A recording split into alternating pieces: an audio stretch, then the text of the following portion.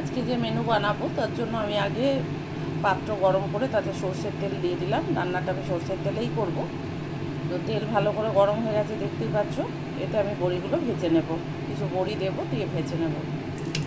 বড়িগুলো সুন্দর লাল করে ভেজে নেব, আর খুব সুন্দর একটা সুগন্ধ বেরোবে, বড়ি ভাজার গন্ধ, খুব ভালো লাগবে। এখন বড়ি কয়টা, এটা কিন্তু মটরের ডালের বড়ি আছে আমার, বড়ি কয়টা ভেজে তুলে নিলাম।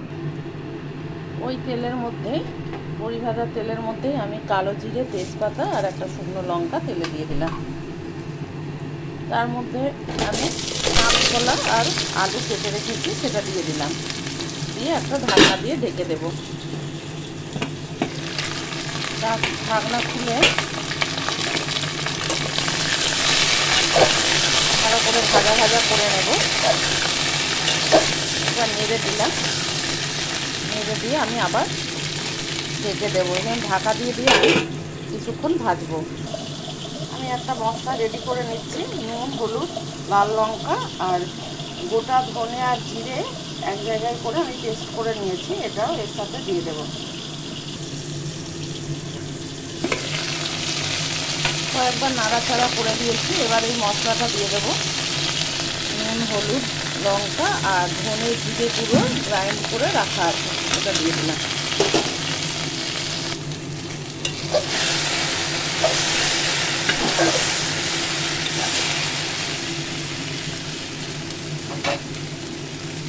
এর মধ্যে আমি বড়ি কয়টাও দিয়ে দিচ্ছি।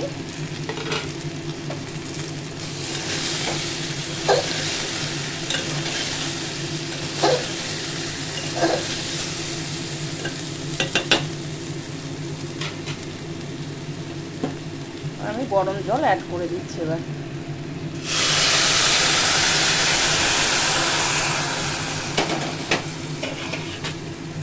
ঢাকা দিলাম। দেখো 3-4 মিনিট পর ফিরে এলাম। একটা মাখা মাখা তরকারি করব। এই পর্যায়ে আমি একটু আঁচটা কমিয়ে রাখবো, দমে দিয়ে রাখবো কিছুক্ষণ। দেখো একদম জলটা শুকিয়ে গেছে। এই পর্যায়ে আমি একটু জল দেবো, তবে এইরকমই মাখা মাখা হবে তরকারিটা। যার সাথেই খাও না কেন, ভাত, রুটি, ভাতের সাথে তো অনবদ্য, রুটি, লুচি সবার সাথেই একদম ঠিকঠাক। তবে আমি আরেকটু জল দেবো, বড়িগুলো শক্ত আছে। এ পর্যায়ে আমি গরম জলই অ্যাড করে দেবো। এটাও আমি দমে রেখে দেবো কিছুক্ষণ।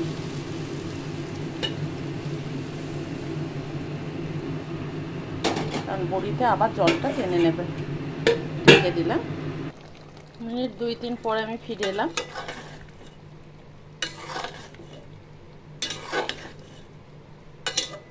দেখো এরকম মাখা মাখা পর্যায়ে আমি এবার গ্যাস বন্ধ করে দেবো। তার আগে নুনটা দেখে নিলাম, নুনটা একদম ঠিকঠাক হয়েছে। তোমরা তোমাদের পরিমাণ মতো নুন বুঝে দেবে। নমস্কার বন্ধুরা, আবার দেখা হবে। তোমরা চাইলে ঝোলটা আরও একটু শুকিয়ে নিতে পারো, তবে আমি ঝোলটা এরকমই ক্যাতক্যাতের মতো রেখে দেবো, তবে একটু টেনে যাবে তারপরেও। গুড বাই বন্ধুরা, আবার দেখা হবে।